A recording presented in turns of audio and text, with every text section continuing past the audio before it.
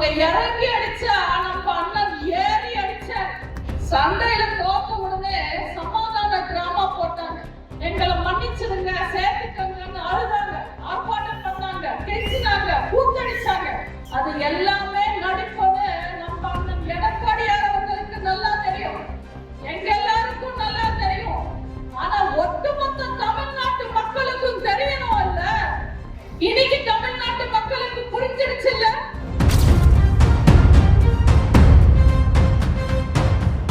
எடப்பாடியார் கிட்ட வந்து சொன்னாங்க, சில துரோகிகளை மன்னிச்சிடுங்க, கூட வச்சுக்கங்க, சேர்த்துக்கங்க. எனக்கு தெரியாம தான் கேட்கிற, துரோகின்னு தெரிஞ்சதுக்கு அப்புறம் எப்படி மன்னிக்கிறது? அவங்க செஞ்சது சாதாரணமான துரோகமா? எத்தனை துரோகம்!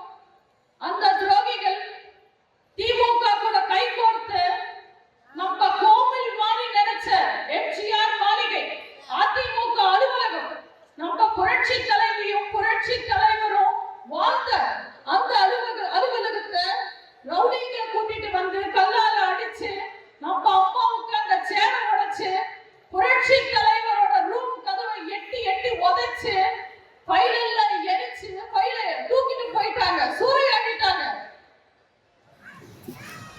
கட்சியை உடைக்க பார்த்தாங்க, ரெட்டேல சின்னத்தை முடக்க பார்த்தாங்க. கோர்ட்டா போய் கேஸா போட்டு திமுக கூட கை கோர்த்து அதிமுகவையே அழிக்க பார்த்தாங்க. அவங்க என்ன செஞ்சாலும் நம்ம அண்ணன் எடப்பாடியார் அசரவே இல்லை. அவங்க இறங்கி அடிச்சா நம்ம அண்ணன் ஏறி அடிச்சார். சண்டையில தோத்த உடனே சமாதான டிராமா போட்டாங்க.